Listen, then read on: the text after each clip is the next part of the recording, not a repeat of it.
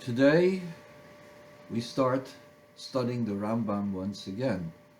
Those of us who study one chapter a day, those who just study 3 chapters a day, today's the beginning of the cycle. We've gone through 14 cycles, that means 42 times. The Rambam has been concluded in these last 38 years, the reason being that it's not a full year cycle.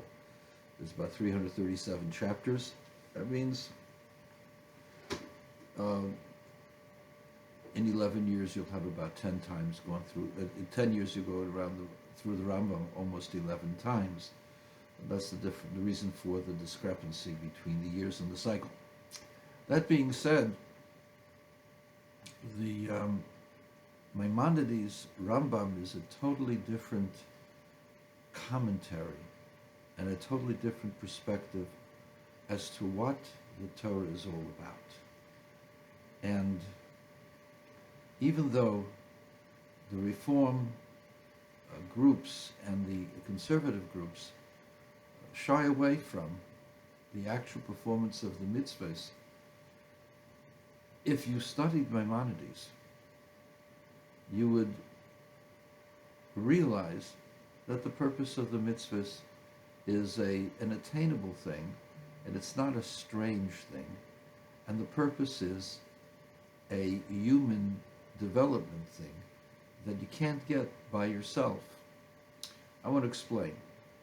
Everybody knows that self-discipline is important, because without self-discipline you cannot attain reasonable goals. For example, I started for a while to learn to decide self-defense, and I went to a karate school for a few months. And I quit only because it was concentrating on kick and punch, and that's not me. I'm not a puncher and a kicker. But in order to be successful, people had to go there and give up a lot of their time and be disciplined to follow instructions in a certain way and do it and repeat it over and over and over again until they got it right. Once they got it right, they were able to go from level to level in learning how to protect themselves and teaching others how to protect themselves. And they weren't becoming violent people. On the contrary, the karate teachers teach you how to be peaceful, how to avoid conflict. Only when it's absolutely necessary, only then does the person who studied karate defend himself. And when he defends himself, he does it quickly and hopefully with the minimum of damage to the opponent. In order to be successful, you have to have discipline. You have to give it time. You have to repeat it over and over and over again. And you got to follow the instructions. You can't just do what you want to do when you want to do it. You want to be a good swimmer. You got to follow instructions. You got to follow from the people who know what is the best way of getting the most out of your body. So, self-discipline, following instruction, what does it sound like? It sounds like following the Torah.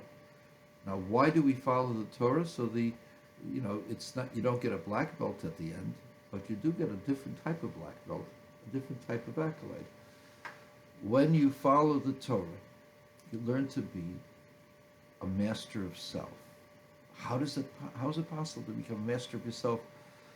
By following somebody else's instruction. The answer is, if you don't follow some form of instruction, you just do things at your own whim, then you're not really in control. You're just doing what you want when you want to do it. And the problem is, in order to attain greatness, you have to learn to control your appetites and to control your own wills, what to do, when to do it. Without discipline, repetition of some kind of order, you don't know how to control yourself and how to do the right thing at the right time. The Torah has been around for 3,300 years plus.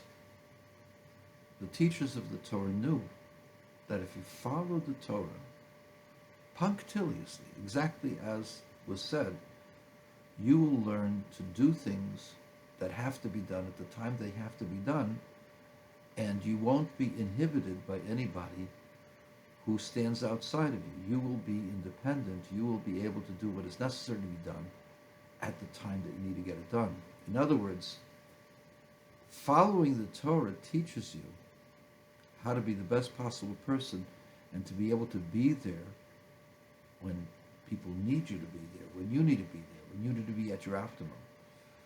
And that's what is meant, She'en lecha ben chayrin el mi she'osik b'talmud Torah. This is we learn in the Pirkei Avot. There is no free person except someone who studies, as involved in the study of Torah. Well, how does that work? You're studying Torah. It sounds like a big headache, big discipline upon you. The answer is, the ultimate freedom is to be able to do what you want and to be able to free yourself to be not overwhelmed by others or by even your own desires, your own passions.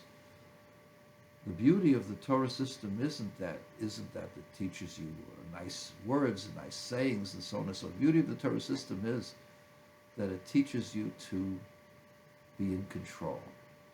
You are in control. You can do what is necessary to be done at the time that it's done. But the only way to do that is you have to follow a certain set of disciplines, a set of instructions that teaches the person how to become a master of self.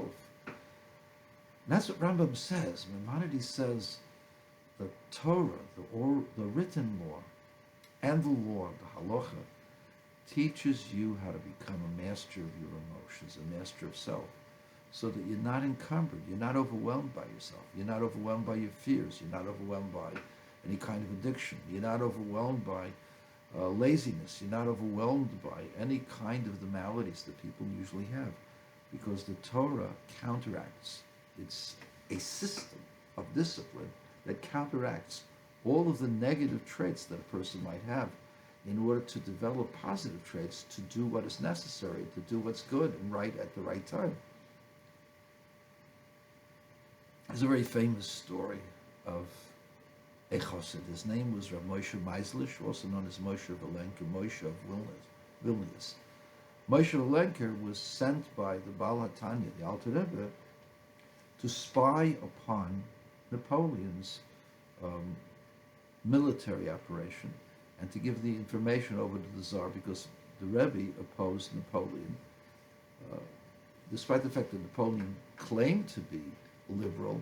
He really wasn't. He was interested in subjugating people to his laws, not the Jewish laws. So Napoleon was evil, actually, toward the Jews. He made like a friend, but he really wasn't a friend. He was trying to subjugate them to his ideology. So the Rebbe understood that and put his chassidim to help the Tsar. One of them was Moshe Valenker, who knew several languages, including French, and could serve as an interpreter. He told them, avail yourself. The French would trust the Jew because they knew that the Jews hated the Tsar. And so they would trust the Jew around them, but they wouldn't, of course, tell the secrets. But Moshe Valenker was a very bright man. Moshe Valenker would come and serve as a translator, and he would be in places where he could observe maps, and he could tell where certain things were, and give over this information to the Tsarist army. And one time, he had observed something, made a scratch on his nail, and in walks Napoleon, who is very, very conscientious and very, very aware of his surroundings. He sees somebody strange. He doesn't like what he sees, and he goes over to him and says, you're a spy!